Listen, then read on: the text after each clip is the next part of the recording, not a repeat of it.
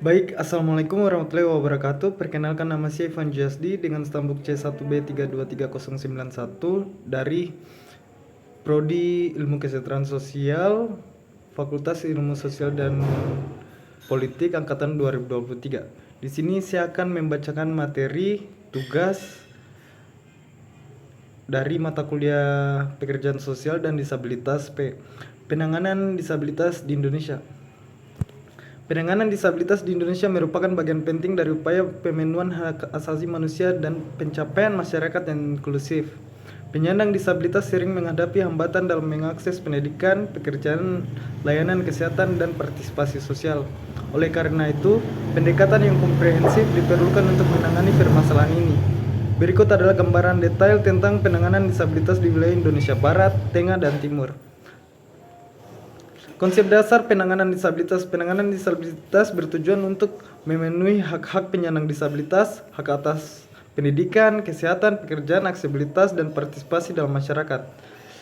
Kedua, menciptakan lingkungan inklusif, menghapus hambatan fisik, sosial, dan budaya. Ketiga, pemberdayaan, memberikan keterampilan dan kesempatan agar penyandang disabilitas dapat hidup mandiri.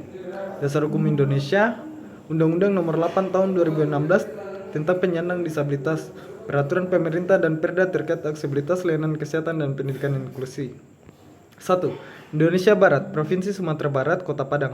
Program penanganan disabilitas. 1. Pusat Layanan Autis atau PLA di Kota Padang menyediakan terapi okupasi, sensorik, dan edukasi untuk anak-anak dengan autisme. Kedua, pelatihan keterampilan mandiri oleh dinas sosial seperti menjahit, membuat kerajinan tangan, dan memasak bagi penyandang disabilitas. Ketiga, transportasi inklusif.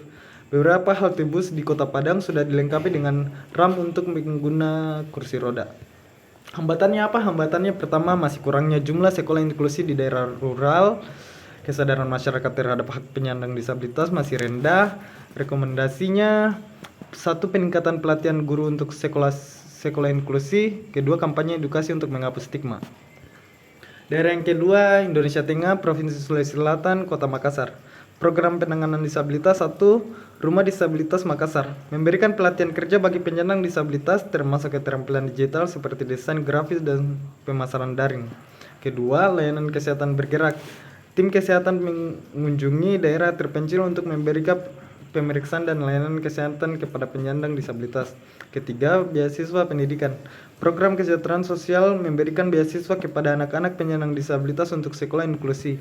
Hambatannya, 1. Infrastruktur di desa-desa terpencil masih kurang ramah disabilitas. Kedua, jumlah pendamping profesional masih terbatas. Rekomendasi, 1. Memperluas cakupan infrastruktur inklusif hingga ke pelosok. Kedua, menambah pelatihan bagi pendamping sosial.